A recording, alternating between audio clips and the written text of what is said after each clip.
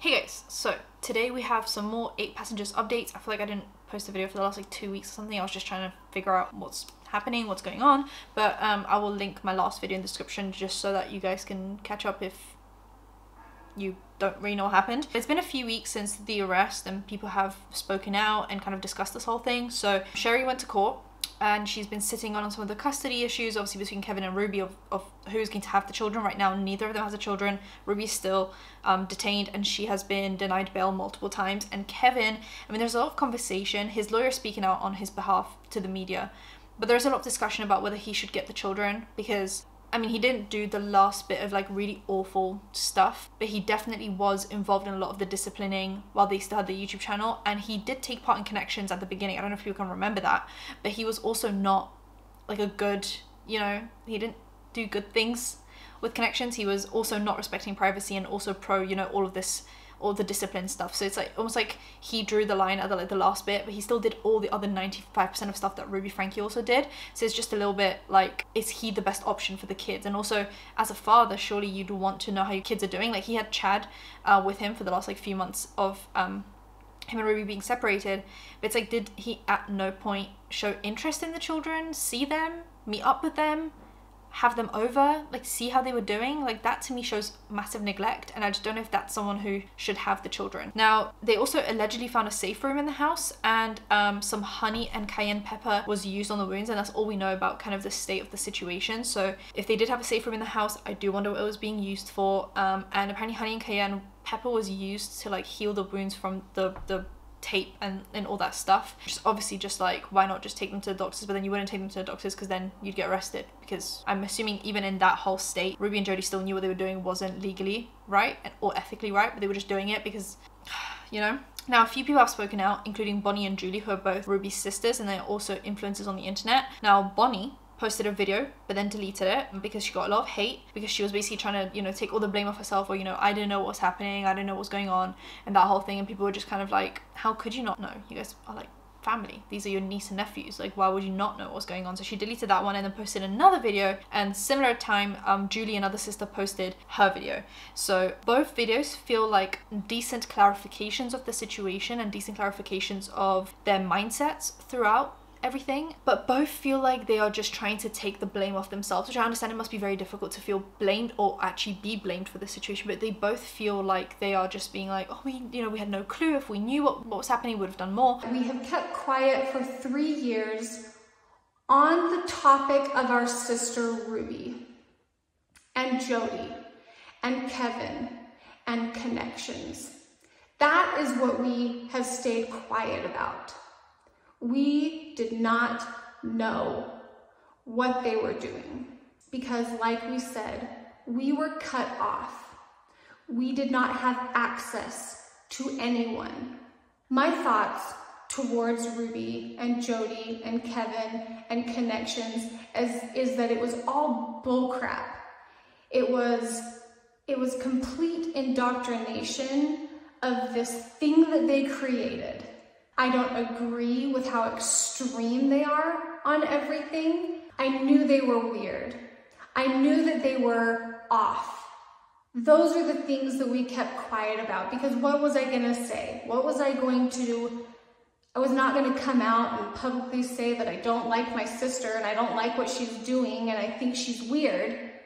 That is what we kept quiet about. Hildebrandt and her website or therapy style, I don't know what you want to call it, Connections, was not a great resource, and we all saw it. We all felt weird about this Jodi lady. We weren't comfortable with it. We didn't like it. We didn't like the teachings Ruby was bringing to the family functions, and we were this close to telling her, if you come to our family events anymore, we do not want to hear what you were learning through Connections because we don't like it.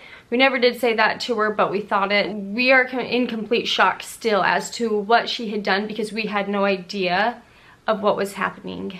Basically, I'm here to say that I had no idea what was happening. And they're also saying, you know, that they would call CPS a lot, mainly Sherry, she would call CPS a lot and call the police, and no one ever did anything. So it's kind of like this, like, we didn't do much because we didn't know much, but we also did stuff and it didn't work. I did everything that I could with the knowledge that I had.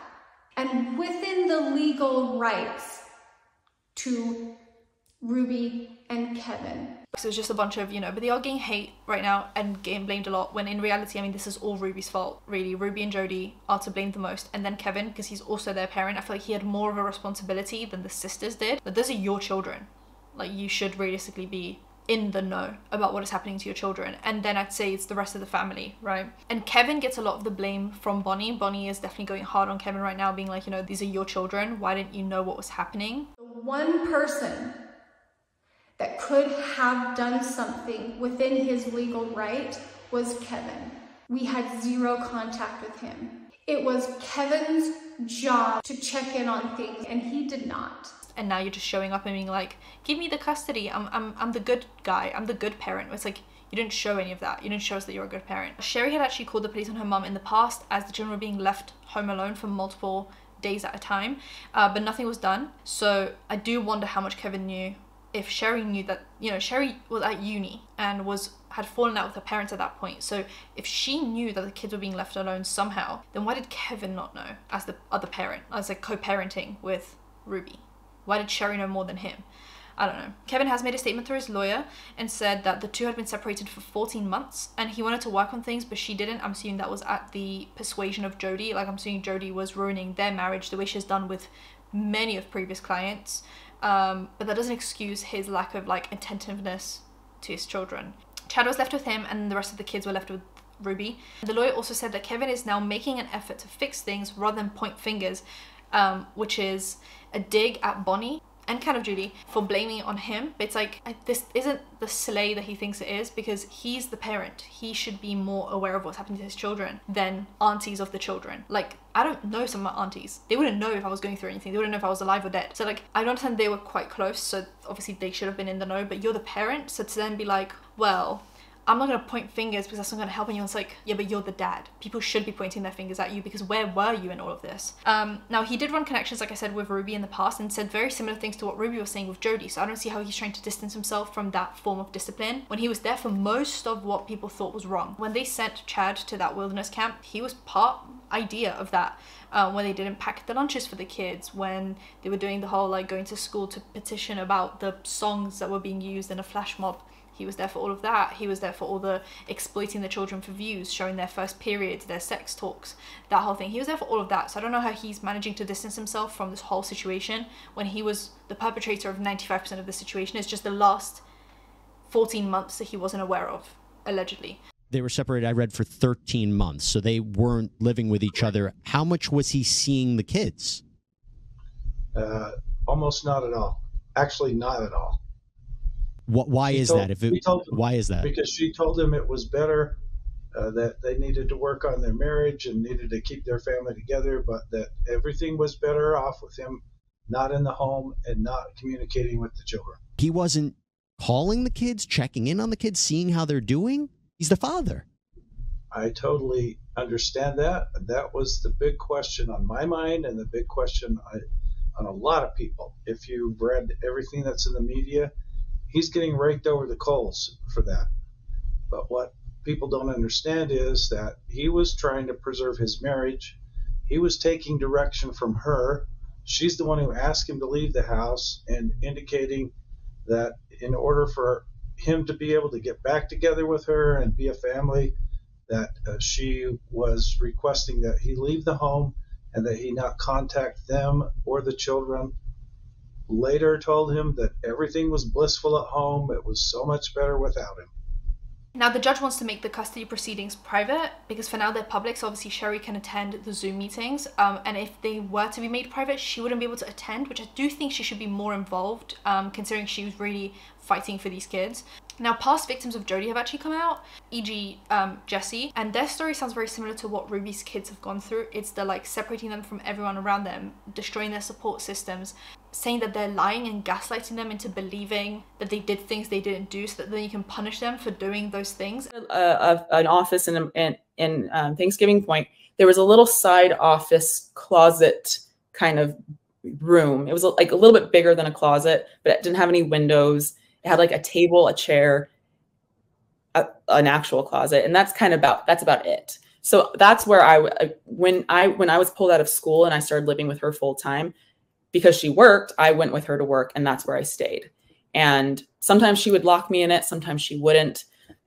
But I was not allowed to leave. That was like rule number one. I was not allowed to leave that room. And she would have me write out my sins on a piece of paper. And every day she gave me the same piece of paper. And I would have to write out my sins. And these sins that I was writing out, I was like, and again, I believed all this. I believed this fully. So I was like, oh, there must be more in me. I'm trying to think. I'd be like, oh, one time I lied to my best friend, Scotty. And like, these are the types of things I'm writing out. And then she would come back in, take that paper, read it to me, make me get on my hands and knees and beg for forgiveness as she read this back to me. And then she was like, no, this isn't it. This is not it. This isn't all. There's more. There's more. There's more. And there wasn't. And I would start making things up because I was like, I don't know. And because she was convinced there was more, things got worse and worse and worse. I feel like they were doing the exact same thing to these children, including the allegations that Ruby has made against the young boy. I'm not even going to get into those because it's just gross, but I just feel like it's like putting a fake story on these kids to then have a reason to abuse them. And I feel like Jodi has done the same to Jessie, which is their past victim. And now they were doing the same to these kids. And it's just like a pattern repeating itself. So I just tend to not believe anything that Ruby and Jodi are saying about these kids, because it's just like a constant, they've done this over and over again. By they, I mean Jodi. Jodi's done this over and over again. To grown people, to children, to teenagers, she's just done this. So I get why she now came along, and the same thing is happening to this family because she's done this so many times now. Mormon Stories, also the podcast, posted about another victim of Jodi's, but someone sent them a restraining order. We don't really know who, but it seems to be someone obviously involved with the situation, someone who maybe either is Mormon and doesn't want like Mormonism to get a bad rep from this, or it's someone related to Jodi or Kevin or Ruby, and someone basically told them to take down this podcast or they will face legal repercussions, which makes it look even worse because it's like the more you try to silence allegations, the more they surface. It's like, you know, the more you try to hide something, the more it comes out. Now, there is another member on the Connections website who isn't in as many videos but was involved in something in the past and has been hanging out with Jodi and Ruby, so they're clearly quite involved but just not like the forefront facing like ones in the videos. Her name's Pam, and Pam and Jodi have been friends for a while, which has been confirmed by Jessie, which is the victim. So clearly Pam knew some things as well, so I wonder if they're gonna legally look into Pam as well, because obviously she knows what was happening, or should have known what was happening, and she was clearly co-signing it. Like if she thought it was wrong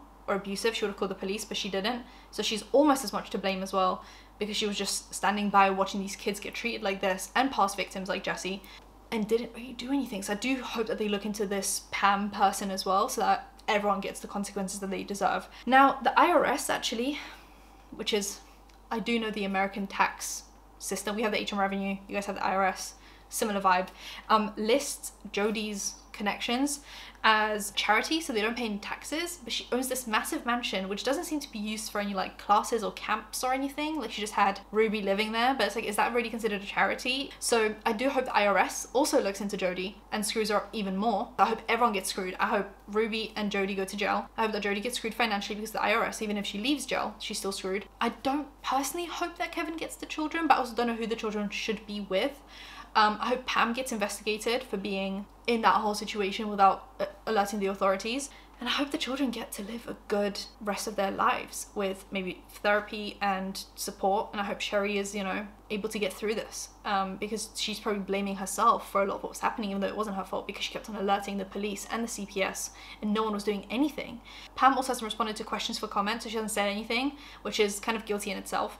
In my eyes, allegedly. Like if she had nothing to hide, she obviously would have spoken out, but, or maybe her lawyer's telling her not to, I don't know. But it's just not a good look when you're like, I'm not going to comment on this. And Pam has done some masterclasses and courses on the website before, but she just wasn't super like front facing, like I said, but she is very much involved. She has had courses on the website on how to like live your best life or something. So she's clearly making money from this organization. I keep on saying things, but then I'm like, am I going to get sued? I don't want to get sued. But clearly she was involved in the charity. That's pretty much everything we have so far. Let me know if I've missed anything or if you want me to talk about anything else. And yeah, so subscribe with the bell icon for engagement. I'll see you guys in the next one. Bye guys.